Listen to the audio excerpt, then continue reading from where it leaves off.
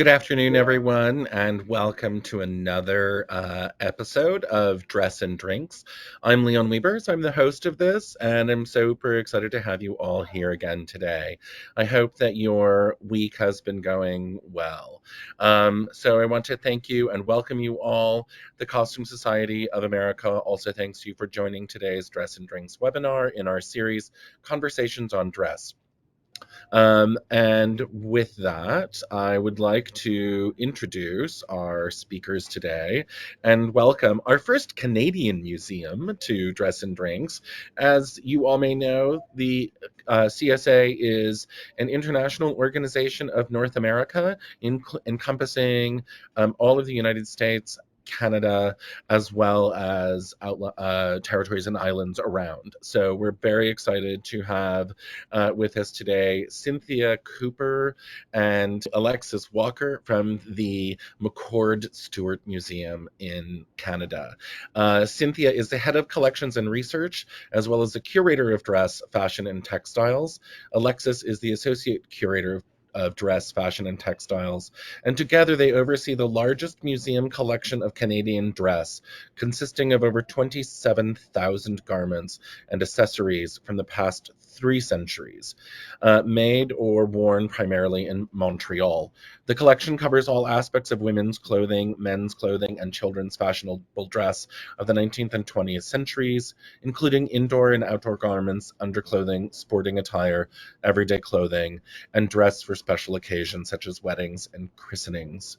Cynthia joined the McCord Stewart Museum in 1988, holds an MS in Historic Costume and Textiles from the University of Rhode Island. She's a 3-time recipient of our very own Richard Martin Exhibition Award from Costume Society, and her research centers dress and fashion that have become entangled with Canadian identity projects. Alexis holds a B.F.A in textiles from the Nova Scotia College of Art and Design and an M.A in Fashion and Textiles Studies from the Fashion Institute of Technology in New York City. In addition to her curatorial work, Alexis is an embroidery and textile artist and a former fashion designer and stylist. And lastly, our cocktail of the evening is the Caesar, or as they say in Canada, the Bloody Caesar, Canada's national cocktail. Canadians imbibe more than 400 million of these beverages annually. The recipe is in the chat. And if you are interested in doing this in a virgin fashion, you can replace it with, you can replace the vodka with a delightful zing of apple cider. So with that, welcome Cynthia and Alexis. I can't tell you how excited I am. I have never been to your museum, and I cannot wait to come and visit you and paw through things. And I haven't been to Canada in a very long time. So pleased that you agreed to do this and super excited to have you here. So welcome to Dress and Drinks. Well, thank you, Leon, and thank you for inviting us. It's a real pleasure to be here. And also, I'd like to thank the CSA community for supporting this. It's really important to both Alexis and myself. Okay. Great. And cheers. Yes, okay. So the McCord Stewart Museum is in Montreal, and it sits on land that has been used and occupied by Indigenous people for millennia, that's never been ceded by treaty. And we acknowledge that colonialism has had devastating consequences on First Peoples. And to that end, the museum recognizes its duty to help raise awareness of Indigenous cultures and to support their continued vitality. These are the collections that our museum holds. We have 6 main collections: archives, documentary art, dress, fashion, and textiles. We have a very large and very significant Indigenous cultures collection, material culture, and photography. And so of those 6, the 3 most significant collections are Indigenous cultures, photography, and ours, dress, fashion, and textiles. Fantastic. And so this is just a very brief profile of our collection. We have over 20,000 objects, which we could now say is really 27,000, because in 2018 we merged with another small museum where actually before joining the McCord, I had been curator for 10 years. And so we acquired an additional collection of 7,000 items, which we have yet to integrate into our database with our main collection. It spans 3 centuries, from the 18th to the 20th century.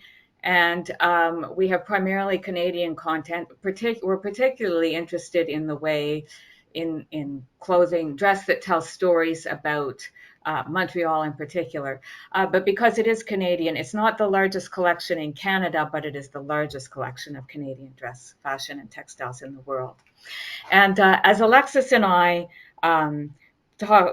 discussed what we thought would be the most exciting to present to you, we thought what stands out to us is the collecting that we've done in a directed way. So, like many institutions, we receive donations, and so a lot of what we collect is determined by what people bring in the door and offer us. And we don't really have an acquisitions budget, although from time to time we can scrape some funds together for particular things. But over the years, we've had several instances now where particular projects sort of send us on the lookout for particular things or bring particular things our way. And so that's what we wanted to talk to you about tonight. Excellent. So our first story in that vein, in 2008, we did the exhibition Reveal or Conceal, which was one of our Richard Martin Award winners. And this was an exhibition that looked at the relationship between women's bodies and their clothing and the way that that had changed over time. And so here you see a view to the entrance to the exhibition. It encompassed all types of clothing, and looked at dresses, exposure of the body and clothing, the way pants, trousers eventually became part of mainstream wardrobes. But given the theme, there was quite a large section devoted to undergarments. And so in the lower foreground, you see a prototype of the first WonderBra. So this exhibition put me in contact with Larry Nadler, who was the son of the founders of the company that eventually, firstly collaborated with the WonderBra brand, and then in the U.S., and then eventually bought it out and founded the company Canadel that made the WonderBra. And so over the following years, I had opportunities to talk with Larry and eventually to meet people at Canadel. And at Canadel, I learned that they had samples of, Alexis will know exactly how many, but hundreds of bras and girdles and other undergarments that they'd produced over several decades of being in business. And so in 2014, they called and said that they were actually closing the head office in Montreal and wanted to do something with this collection of samples. Oh my God, I'm so Yeah. excited. I remember the WonderBra, and I had no idea that it was manufactured in Canada. This is so exciting. Thank you. So yeah, like Cynthia said, in 2015, I started at the museum, and the acquisition of this archive was the first project given to me. And the volume of bras was huge. When we went to their offices here in Montreal, they had saved a sample of every garment pretty much that they had made starting from the 1950s. And that collection, I think, is really unique because of that. It's a testament, I think, to the staff, or the pride staff took in their work, and also this desire to pass knowledge along to future generations of bra designers. And we were really lucky to be able to work with two former designers on this acquisition, Raymond Tranche-Montagne and Martine Bilodeau. But when I started at the museum, this was my first big project, and I was totally freaked out and overwhelmed, and thought I would be fired before the acquisition was done. But it actually ended up Wait, being so a you're really telling me that Cynthia is a sink or swim kind of boss? Is that what we're learning Oh, but you tonight? know what? It was great. It was great. I freaked out, and then I got to work, and I think the result was that it turned into a really wonderful ongoing research project for me. And on this slide, you just see some examples of the bras, the foundation wear like girdles, and then just all of the catalogs that had been saved too, which are just like a gold mine. That So girdle is gorgeous. That's a yeah, gorgeous girdle. I thought what I could do is just kind of briefly show you just highlights of this collection and some of the, say, iconic WonderBras that we have here now. So as Cynthia said, this was the first WonderBra, an American invention created by Israel Pilot and Demore Foundations in New York in the late 30s. And this one was given by Larry Nadler. He coined the name WonderBra for this model because of the patented diagonal slash shoulder strap that you see here. It's kind of like a V-shaped slit at the top of the cup just below the straps. So this strap, combined with the bias cut, gave some stretch and provided women with a comfortable uplifting brassiere during the World War II era, when elastic models were rationed. So it's no surprise that this was a big success. As the WonderBra was taking off in the States, Moses Nadler, who was Larry Nadler's father, founded his Canadian Lady Corset Company in Montreal. The business's name changed in 1968 to Canadel, so I'm just going to refer to it as Canadel for the rest of the presentation. So Nadler signed a licensing agreement that this bra could be manufactured and sold in Canada, and Canadel was able to use the trade name, copy the model, but also use the diagonal slash on other bra styles. So in Montreal, Nadler and Canadel really set out to diversify their product line, where Israel Pilot in the States just kind of relied on his one WonderBra. What they wanted to do here in Canada was create good quality, well-fitting bras in a medium price range. So through diversifying their product line, Canadel put itself in position for long-term success, while the opposite happened to Israel Pilot in the States. By the turn of the 50s, Nadler and Canadel were able to acquire the WonderBra name, and from that point on, it really became a Montreal-based operation. So this bra here is another, I think, important bra for Canadel, as it was one of the first Montreal-made and designed WonderBras. This is the Petal Burst, launched in 1952, a really structured undergarment that created the pointed bust line of the era. The Petal Burst had seams that radiate out from the center, but it's really comparable to the circular stitch bras of, say, Exquisite Form or Hollywood Maxwell. And I think by 1957, the Petal Burst represented something like 50% of bra sales for Canadel. So a big success. Wow. How many pieces are in one cup?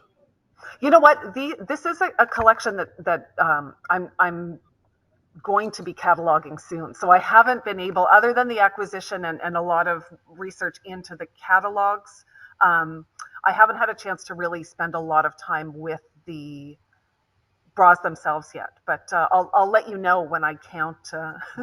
When you count the radians. Yeah, that's it.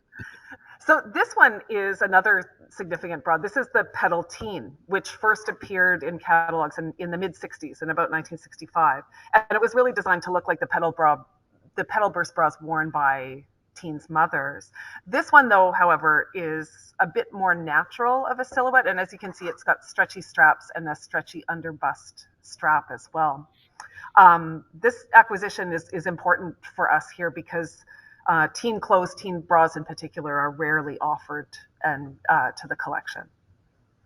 So, you know, it's really well documented how the feminist movements of the 60s had an enormous impact on how women viewed their foundation garments, and really how the heavy-duty bras of the 50s became to symbolize, you know, feminine oppression. I think you have to keep in mind that most bra companies at this point were owned and run by men. And the feminism, I think, of the 60s really caused a lot of people to freak out. At the time, Larry Nadler, so the son of Mo, who took over the company after Mo's death in 1964, said that, quote, the industry was not healthy, and it really applied all over the world. In WonderBra catalogs from this time, you really see a lot of attempts to shift with societal changes, one of which is this panty girdle you see here that was supposed to, I guess, appeal to feminists. I don't know, but emancipants, the emancipants were short-lived, and they weren't actually designed by Canadel. These were designed, they were a licensed garment from American manufacturer True Balance, And it's really unclear whether if they were successful or not. I only found them mentioned in one catalog. And to me, this is kind of a prime example of businessmen floundering and really having no idea how to respond to the changes in women's tastes and views of their bodies at this time. You're It's one of cracking my me up. favorites. You're Yeah, cracking me up. This is hilarious. I'm imagining all of my women, feminist, lesbian friends being like, yeah, I want to buy the Emanci pants. they're pretty special, and so yeah, we're lucky to have the catalog here and also an example. I mean, it's Next just slide, a please. stone throw from a bloomer, really. So, it's important to note during this crisis, many companies went out of business because they didn't know how to react or to create appropriate undergarments for the new woman that was emerging in the 60s. But at Canada, I mean, it seems like a no-brainer, but what they did was they just talked to young women. So what do you guys want? And one of the things that came up was that young women talked about how they didn't hate their bras, they hated their girdles. And in the midst of the sexual revolution, young women saw girdles as an armor against sex, while the right type of bra was a means of attracting attention. So one bra that was designed because of these focus groups was the one that you see, the brown bra here, you see the Dreamlift 1300. One of the most iconic bras created by Canada, and the first Canadian-style push-up bra. And I know, Leon, for this one, that there's more than 50 pattern pieces in its construction. It's quite complicated. Wow, that's Um, amazing. it was a huge commercial success, and the promotional image that you see at left of the woman in the black gloves was quite scandalous at the time, and I think several stores had to take it out of their window because people thought it was just too sexy. But a funny story about the 1300 is that it saw a huge second wave of success on the international stage in the early 1990s. Around 1991, Gossard was selling WonderBra licensed 1300s in the UK. And unexpectedly, the sales of this push-up style just took off between 1991 and 1993. This now iconic ad campaign featuring supermodel Eva Herzegovina helped the WonderBra push-up achieve a huge public profile. And I think Urban Myths at the time said how this ad caused car crashes. And I think even Kate Moss said that even she could get cleavage wearing a 1300. In 1994, it was licensed and released in the United States. It was manufactured in Montreal, but the design was slightly changed. And there was a huge publicity event at Macy's in New York for the release of this bra. So interesting in that it had kind of three waves of success decades apart. Absolutely. And I have to say, as a costume designer, like for my costume designer friends in the chat, like we grapple with this in a fitting room all the time about actresses wanting more push-up, and there are many ways in which we have worked around the bras of the world today. So back to the 60s. So in addition to realizing women wanted sexy undergarments, another conclusion they reached was that, women just wanted lightweight, comfortable undergarments that created a more natural silhouette. So one of the first and most well-known of these, obviously, is the No Bra by Rudy Gernreich for Exquisite Form. But this one was really only made in a limited size range, an A to C cup size. The No Bra, though, served as the inspiration for Canada's WonderBra line, first sold in '66. And because Canada always really aimed to create product lines that were quite diverse and able to be worn by women of all shapes, sizes, and ages. So the WonderBra line was available in a wider variety of sizes and supports than its No Bra inspiration. Through the 60s and early 70s, these minimalist bras were becoming more popular with young women, but they were still all cut and sewn garments. So innovative foundation wear designers of the time, like Canadel, realized how important these bras were and started to experiment with hot molding technology as a way to make bras even more invisible. So after much experimentation in 1974, Canadel released the Dicey brand, which was a brand aimed at women under 30. The first model is the Dicey 2 that you see in the upper right corner. This was actually a cut and sewn style, not molding, but it was released while they were perfecting their molding technology. And it was this bra that lots of women have told me was, one of their first teen bras as young women. The Dicey 6 that you see in the bottom is a molded style, and it actually has a US patent for its ornamental design of the strategically placed floral motif. And actually, when they were cutting these, they would have in the studios a laser guide to help ensure that the flower motif was placed precisely in the center. So Yeah. I have a question. So in the photo, it looks like the cup is actually sheer and natural like the previous one, but you're saying that there's actually a molded form in the cup of the bra here? No, it's that the fabric itself was molded. They Oh, almost the had fabric like a itself is drill molded. press. Yeah, they created this almost like inverted drill press, so that the cups themselves would be hot molded into shape. So So they no must be made of seams. some sort of polyester or something like that Yeah, in I order think to. these ones are like nylon tricot, nylon knit. Gotcha. So Yeah, okay, great. Thank you. yeah. And then my last slide here, this ad shows a Dicey 2 flying out of its packaging and transforming into a bird, which really served as a metaphor for freedom for the brand. You know, this is how Dicey was marketed as freedom and naturalness. And the bird motif actually appears on some models in our collection, as you can see in the cotton bra right. And in this ad, we also see Dicey's unique packaging, this little cardboard Dicey-shaped box with holes cut out so that you could touch and feel the fabric. So if this Dicey story is interesting to you, I'll take this opportunity to shamelessly promote an article I wrote about the brand for Dress in 2019 in volume 45. You can read about it there. So I'll turn it back over to Cynthia. Excellent, thank you. And by the way, the dicey packaging Yeah. reminds me of legs. I mean, Yeah. it totally reminds me. It's like this. It's not the same, obviously, product company or product designer, but it has that same kind of vibe of the eggs of the leg egg. I think they even had with some of these younger bras like an Apple packaging, like novelty kind of self-serve packaging. But WonderBra always had this self-serve style of Yeah. marketing their bras. Yeah. Okay, Cynthia, over to you. Oh, okay, that's great. Thanks, Alexis.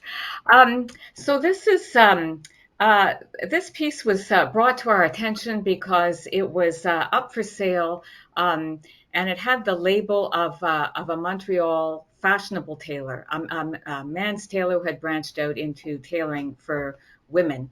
And this is one of those things that, although we don't have an acquisitions budget, because this dress was in the U.S., we were able to apply for a grant that enabled us to bring it back under a repatriation program. And it was the first time that that program has ever been used for an article of dress. So it was significant for us to have put something together in that way that was accepted and to have been able to purchase it. And it's a really fine example. Here's the label for the tailor, J.J. Malloy. But what this sent me on, just in trying to identify um, to learn what I could about the tailor and eventually about the client, I learned that Malloy had been charged twice with smuggling. Once he really had smuggled clothing into the U.S. and was caught. The second time, it was a former employee who tried to frame him.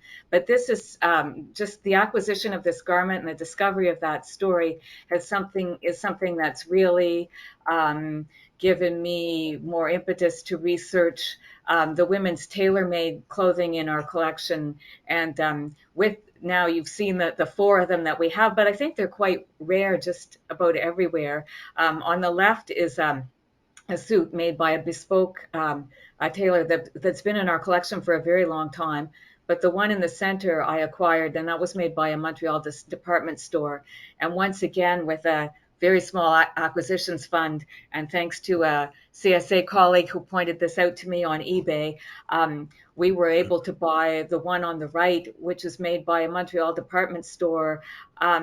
That's known to have been very, very mass market. So it's really interesting to have made that additional acquisition and to be able to see the differences in quality and construction in all of these. And so this is sort of like the bras for Alexis. This has become one of my preferred research topics. I'm interested well, looking at the differences in the way they're made, but also the market in the U.S. for Canadian tailor-made clothing that was so great that it was worth tailors' while to smuggle their clothing across the border.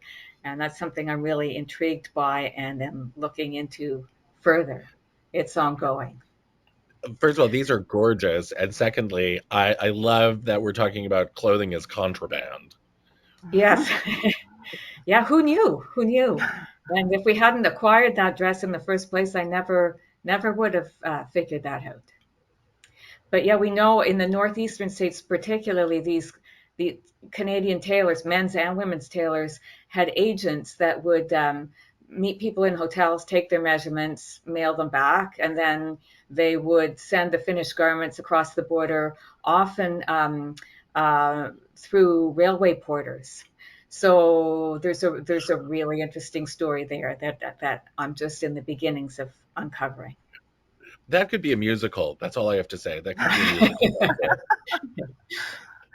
Um, and so these slides show an exhibition that we did in 2014 called Love and Fine Fashion. And it was an exhibition of wedding dresses, the sort of dreaded wedding dress exhibition that every curator does sooner or later.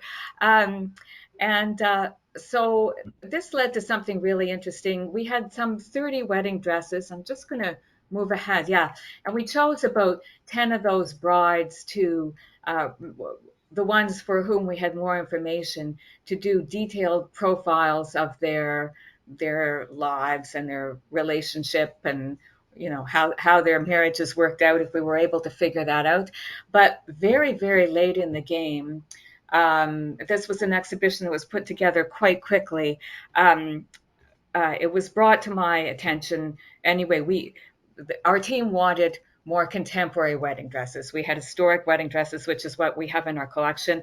But the idea came about that it'd be great to have garments by wedding dresses by Montreal designers, and that was really a tough one because wedding dresses people purchase because they want to look really good, and I think it's a minority of brides who will go with the sort of edgy avant-garde thing that a lot of Montreal designers do. So we put out a call on social media, and I was able to miraculously. This bride appeared, Sylvie, the one in the couple that you see. She's the one on the left. She answered our call. Well, I got married in a dress by a Montreal designer, and here's the picture. And at the same time, I had been thinking, our story was sort of stopping in the 70s, but if we were going to bring it up to date, what is new in marriage since then? Well, it's gay marriage.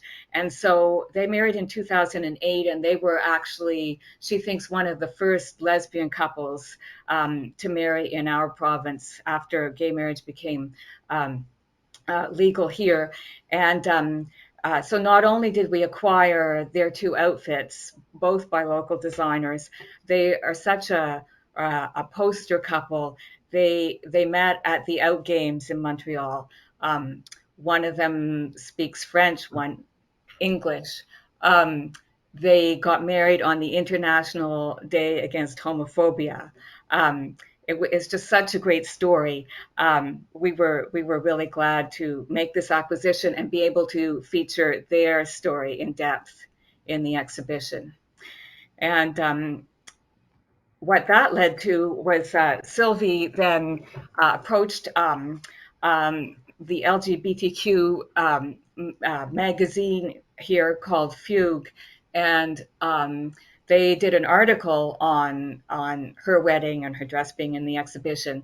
And so then this couple, Michael Hendricks and René Levesque, who were the very first couple to have a gay wedding in Montreal, uh, they gave us the outfits that they wore, and it was a very political wedding. So anyway, here's one of their hats with their rainbow colored hat band.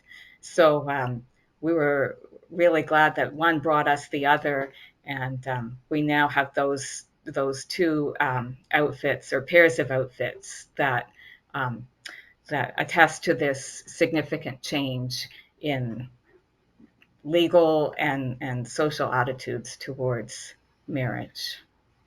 This is amazing. Thank you. Then the next exhibition that I'll bring up that brought us some more things was Fashioning Expo '67, and that was the most recent Richard Martin Award winner. So this exhibition, what you see here in the first gallery, this was probably the most dense and the most well-developed section of the exhibition. It was about hostesses. So the Expo '67 was a universal exposition, like a World's Fair. Um, it had 90 pavilions, 60 some countries represented, and each pavilion that was either thematic or national had hostesses, women dressed in uniforms that represented that country's image or aspirations as they saw it. So we had several of those hostess outfits in our collection, maybe a dozen, but there were a lot we didn't have. So we went on the lookout, just by finding lists of, employees of each pavilion. Formerly, we made cold calls, Alexis and I both, and we managed to acquire uniforms from the Italy pavilion, since the show is closed, Algeria, France, etc. But one of the most exciting finds while we were looking for things was that there was the uniform that we acquired from the Christian pavilion. So it was a very small pavilion. It had 8 hostesses, and it aimed to show the diversity of Christianity around the world. And its approach was typical of its time, but certainly very revealing today of social attitudes of the time. And so I managed to make a cold call to the hostess who'd worn this uniform, and she explained that within that pavilion, of the 8 hostesses, they hired 2 white girls who wore fashionable A-line dresses, 2 Asian hostesses who wore uniforms cut like a kimono, and 2 South Asian hostesses who wore like a shalwar kameez. And then 2 African descended hostesses who wore what was supposed to resemble a djellaba, but they all had color coded stripes on them. And so the women that we see in the A-line dresses, those stripes were green. The Asian hostesses actually wore dresses with a yellow stripe, the South Asian a copper stripe, and then the African descended women a red stripe. And so in Expo '67, which was supposed to be the event that talked about, that introduced Canada to diversity, and it seemed like a very white event. And I think this is a dress that shows us, a uniform that shows us just how much those attitudes about race were still embedded in activities that were intended to foster diversity. So that's another real find that we were very excited about. Those are fascinating. That's actually a beautiful outfit and an interesting uniform. Really Well, it's fascinating. an interesting uniform. The hostesses, interestingly, I interviewed one of the 2 women in the photograph on the left, and I said, what did you think about the uniform? And she said they weren't so bad. But this hostess, and the one of the Asian hostesses that I was able to speak to did not like having to wear these uniforms. The only thing that this hostess in the picture on the right liked was the head wrap. And she said, as she said in an interview that visitors could listen to in an audio guide, it was a catalyst for my becoming a Black woman.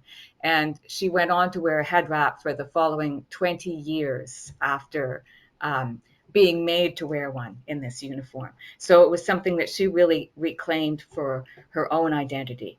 And so I'm thrilled to have an object that can convey that much of a story about race and attitudes at that time.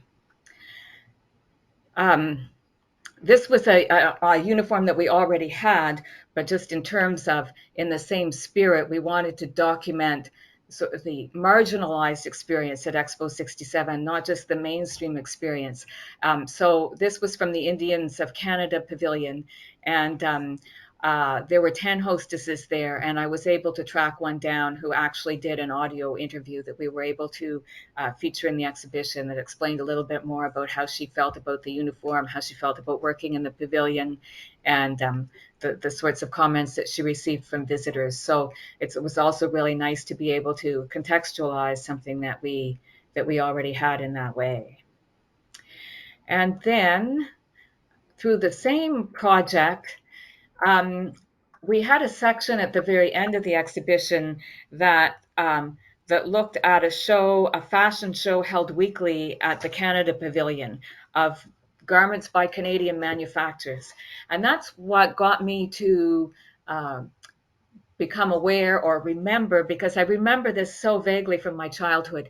But in that fashion show, there was a tableau of tartan garments.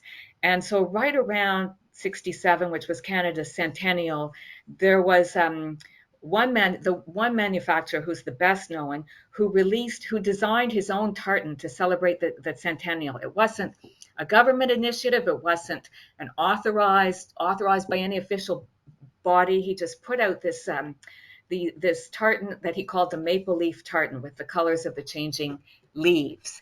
And so that was big in the fashion show. So we were able to acquire quite cheaply and easily on eBay or through vintage shops examples of garments in the maple leaf tartan, like those that had appeared in the show. But as I started to research this, I realized at the time of the show I hadn't uncovered the whole story. And so I found that there were actually a number of manufacturers competing, offering these tartans for the centennial. So there was a blue tartan called the Centennial Tartan, and there's a swimsuit here. I would die to acquire one of those. And then there was this is another one called the Cento Plaid, which was the centennial tartan for the youth market. So we also happen to have a suit in this plaid. So I got some funding. I approached the St. Andrew's Society, which is like the Scottish cultural organization in the city, and I said, nobody has collected these.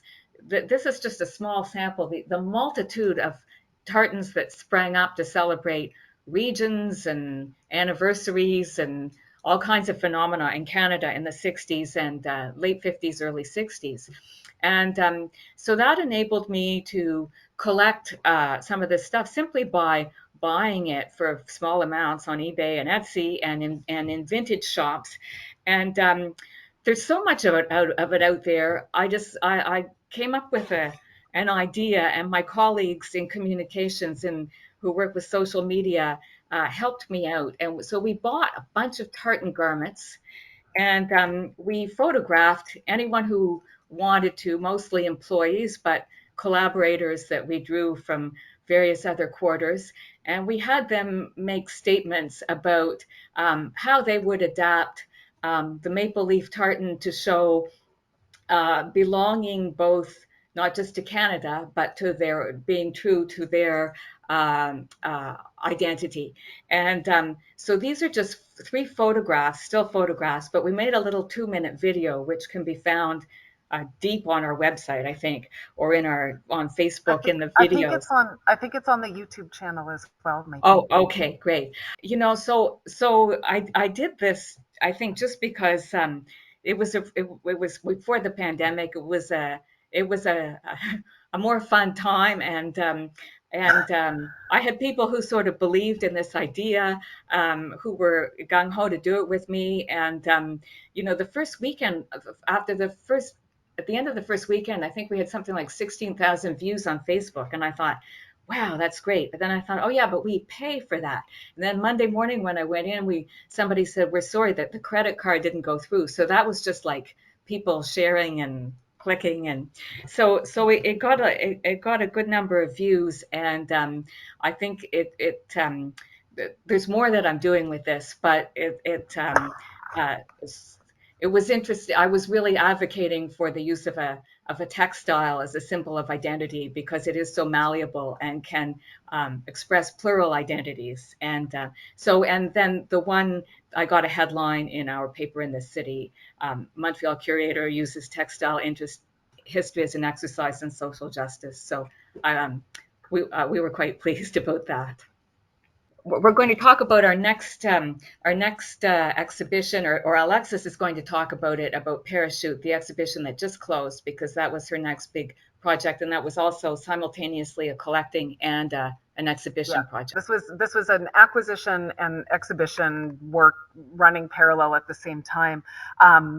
So this was all spearheaded when former parachute designer Nicola Pelly, who still lives in Montreal, approached the museum, wanting to give her huge archive to the museum on the condition that we have this retrospective style exhibition. So, it was shortly after she brought it to the museum in 2019, I started work on this, and the exhibition recently closed. It had been on view from November 2021 to April of this year. So Nicola had saved absolutely everything. I think she showed up at the museum here with something like 800 garments and boxes of photos, sketches, architectural plans, promotional material, business documents, atelier documents, and lots of ephemeral objects. So the images on this slide are just to kind of show you how complete the archive was. This is a group of garments and objects related to the Resort 1981 collection. So the mannequins that you see here from the exhibition and ensembles that we acquired were completely informed by the archive. So from how we tied the belts to the color selection of the pants based off this great ad, to the technical documents and the photos that you see at the bottom right from the atelier that contain style numbers, materials, and dates. It allowed us to write really, really precise labels for this exhibition, and I'm actually in the process right now of incorporating all of this label information into the museum's database. The big challenge with this exhibition and this archive and the acquisition was having to cut things out. There was just so much good stuff. It was very, very difficult. But in the end, I think we got a really great exhibition and a really great acquisition out of it. Parachute never dictated silhouettes on clients. The designers, so Nicola Pelly and her former co-designer Harry Parnass, wanted clients to build their own looks from their range of separates. Additionally, they never used mannequins in their stores as they were deemed too static. I mean, Parachute was really elevated streetwear, jeans, t-shirts, and really casual clothing. So this was a big challenge, how to dress mannequins with it not being a reflection of my own personal style, but also how to make these garments look good on static mannequins. So with Nicola Pelly, we embarked on really a 3 to 4 month intense object-based research project with her clothes to come up with the 71 ensembles that ended up in the show. So here's 2 examples of a success and a failure with using the archive as a starting point. On the left, this fur new wave coat, I had found an almost identical sketch in the archive, so this was a no-brainer. This worked really well. The other image, on the other hand, based off of this Mario Testino photo, just didn't work. I think in the photograph you have such great dynamism, but once we put it on the mannequin, it just ended up looking a bit sad. So in the end, what we did... That's a great sketch, though. That's a great sketch. I know. The new wave stuff was really fun. In the end, what we did was we just worked with a mannequin, a camera, and all of the garments. And we tried on hundreds of possible ensembles. I think we had about 175 to 200 outfits that we came up with in this exercise. It was really like a giant fashion puzzle. And what we see in this photo here, so at the far right is the ensemble that ended up in the exhibition. But the other 3 are just examples of this puzzle, right? So trying the same shirt on with pants, with skirts, with jackets, mixing men's and women's fashion together. We really didn't work by separating the 2 genders. It was really fun. It was the work more of a fashion stylist than a curator, but I think working so closely with these objects gave me an intimate knowledge of the Parachute style, like certain iconic cuts of sleeves, of collars, for example. And I'm proud to say at this point I can spot a Parachute garment a mile away, and I can date it pretty precisely just by eyeballing it. So it was a good exercise for me as a scholar too. Next slide, please. So this next slide really just shows some of the best of the best. All of these were in the exhibition, Wow. and all of them were also acquired for the collection. But a few other observations came out of these styling exercises. Mannequins tended to look better with lots of layering. In some cases, we had 5 or 6 garments on one mannequin. And with the layering, we also realized that mannequins look good with their hands in their pockets, not only to show off the layers, but it just kind of communicated an ease or casualness that worked really well because Parachute was cool. It was a cool brand. So another very important observation we made was that things look better in groups. The more the merrier, I think. And at left, these two dresses, we acquired both of them, I think, because they made such a nice pair, even though they weren't presented together in the exhibition. At right, you see one of the biggest groups of ensembles we showed in the exhibition near the end to give visitors a bit of a wow factor before leaving. It was really effective. And again, because of the volume of clothing we had at our disposal, we were able to really color coordinate like this with reds and yellows. And this idea of presenting things en masse also worked with the archival material as well. These are 3 photo details from the show. And because there was just so much good archival material and photos acquired, we we presented large groups, for example, of promotional photographs, of promotional postcards, of sketches, and of atelier photos taken while working on collections in the atelier. So overall, a very fun project and a very fun acquisition. And then I think finally, due to COVID and the delays we faced opening this show, I had a lot more time for research than normal. And I think during the several lockdown periods of 2020, I took advantage of maybe everybody sitting at home bored to just start cold calling and contacting people on the internet. And people were more than happy to talk to me, more former models, store employees, collaborators, photographers, etc. I really love oral history research, and at a weird kind of lonely time in 2020, I was able to connect with a lot of very cool people who are also feeling weird and bored at home too. So because of this, people gave us some of their own personal parachute objects to the museum. So for example, the brand's West Coast director, John Shangoli, gave us some amazing promo photos taken by Stephen Arnold that you see at the far left. At the far right is a series of photos taken in a 1979 New Wave fashion show in Montreal's then notorious Limelight nightclub, given to us by Dick Walsh, a local artist and fashion show producer. And at center, you see one of 4 artworks given to us by Ruben Toledo, who was a salesperson for Parachute in New York when he was very young. And these original artworks that he gave us were published in Japanese fashion magazines during the early 1980s. This was fantastic. I mean, what a wonderful, amazing array of things that you have. Thank you so much. I mean, I love the parachute stuff. Like just the breadth that you have shown today is really, really interesting and fun and cool and sexy and all of it. It was really wonderful. Thank you so much. I can't wait to come up and visit. Um, Okay, so we have a few questions and comments.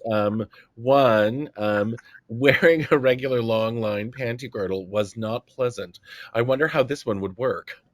What were some of the responses, like when you called these people out of the blue during COVID, Alexis, about like, hi, we have this whole thing from Parachute. Tell me more. Like how, I mean, I'm a pretty shy person. Like it gives me anxiety picking up the phone and calling people. And at first it's always the same reaction, like who is this woman calling? Luckily, I think in this case what we were talking about was the early 80s, which seems like it was a very fun time. And it was people's youth, right? So all in all, I think, 99% of the people that I talked to were thrilled to relive this really fun time of their lives. And I think because the people who were working for Parachute were all young creatives, artists, musicians, dancers, like it was them at the start of their careers, and being in places like Montreal and New York at the turn of the 1980s. I think it was just like fun time, fun place, doing fun things, and people were. I was really floored by the maybe generosity um, of people and sharing their memories with me. It was very touching, and I think in retrospect, at this time when there wasn't much positivity floating around, that it was really kind of a saving grace for me. You know, it was actually one of the funnest moments in working on this exhibition.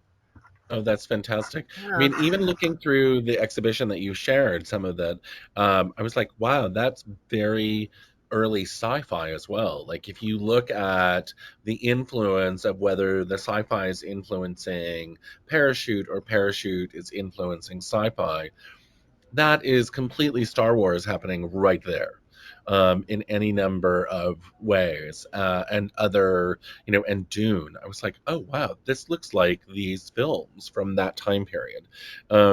So it was a really interesting reminder and connection just in my own head about Mm-hmm.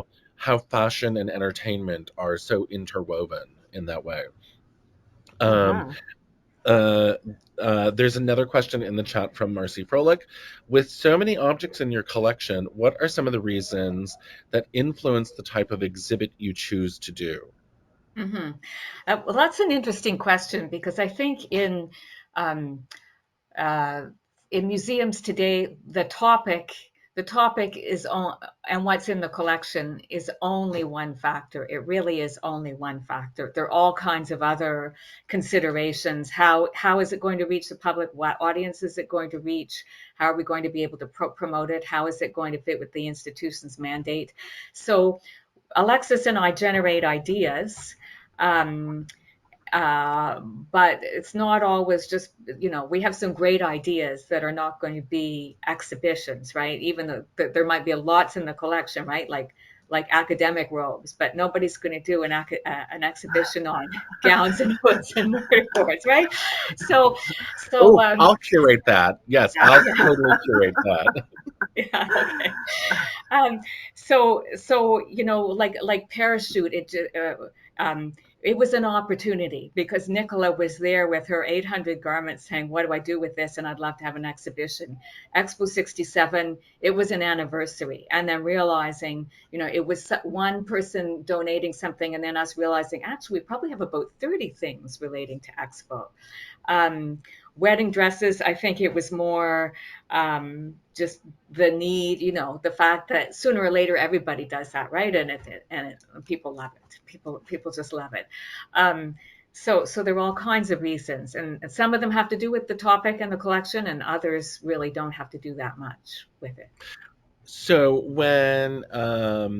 when Parachute came, it was like, we have 800 garments. How were you able to ingest or take on all of those? I mean, that's a lot of archives and objects. Or did you decide that you had to like parse through it and we're going to take 50 or 100? What Yeah. was your, because I'll just say I've been working with a designer here in LA who has closed down her studio. And, there are some people in the room who I've been working with to help her find homes for her collection. And she was a very influential designer, not high name recognition, but of a particular period. And so, but it's like, again, how much can one collection take on? So I'm really curious as to how you decided, like, yes, we'll take all 800, bring it on. Oh no, we didn't take all 800. I think in the initially, if I remember, I thought we had said, a big exhibition for us is around, say, 65 to 70 mannequins, and that, we had decided maybe to take half of that. So like the best of what's in the show. Um, but it's funny because this acquisition was also done from a distance. It was done during COVID, during lockdown, and so it was a lot of JPEG work, which I don't like.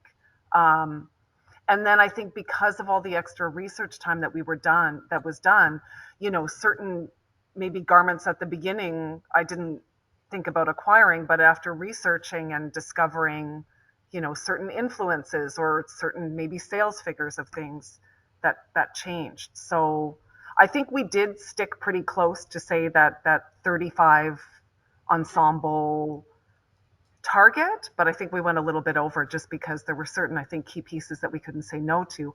But again, because it's a line of separates, I tried to acquire it so that maybe certain things were acquired that weren't in the exhibition, but say it's a pair of pants that would be super versatile for the future, that maybe that could be dressed with, these 5 or 6 different tops down the road. So yeah, it was difficult in that we were focused on the exhibition, but we were trying to think about the future of this collection in the museum as well.